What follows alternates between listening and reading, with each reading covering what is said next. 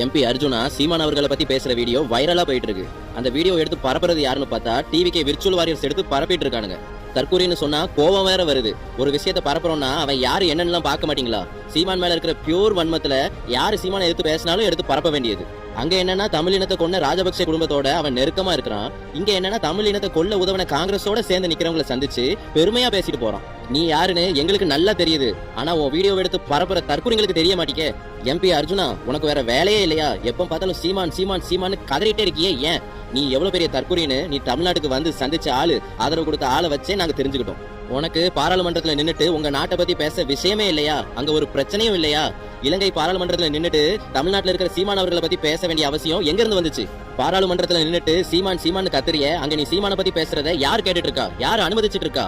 நாம் தமிழர் கட்சி இலங்கை தேர்தலில் நின்று பாராளுமன்றத்தில் உறுப்பினர்களா இருக்காங்களா என்ன? நாங்க தான் ஒரு தொகுதி கூட ஜெயிக்காத ஜீரோ கட்சியாச்சே. இலங்கை பாராளுமன்றத்தில் நின்று எங்களை பத்தி பேச வேண்டிய அவசியம் எங்க இருந்து வந்துச்சு? தமிழின துரோகி நீ எங்களை எதிரியா பாக்குறேன்னா நாங்க சரியா தான் இருக்கோம்னு புரிஞ்சுக்க முடியுது. சீமான் அவர்களை அங்க நின்னுட்டு சுற்றுவேன் வச்சிருவேன் சொல்லி கொலை மிரட்டல் விட்டுட்டு இருக்க. தமிழ்நாட்டோட முதல்வர் விஜய்க்கு ஒன்னால எப்படி கொலை மிரட்டல் விட முடியுமா? முடியாதுன்னா அப்போ முதல்வர் விஜய்க்கு ஒரு சட்டம், சீமானுக்கு ஒரு சட்டமா?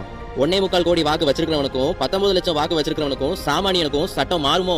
சீமான இலங்கைக்கு வந்து பாருன்னு சொல்றிய, பாஸ்போர்ட்டை முடக்கி வச்சா எப்படி வர முடியும்? ஒண்ணு நீங்க வந்து சந்திச்சுட்டு போனவங்கள்ட்ட பேசி பாஸ்போர்ட்டை வாங்கி கொடு. அப்படி இல்லைன்னா அடுத்த பிளைட்டை பிடிச்சி கிளம்பி தமிழ்நாட்டுக்கு வா.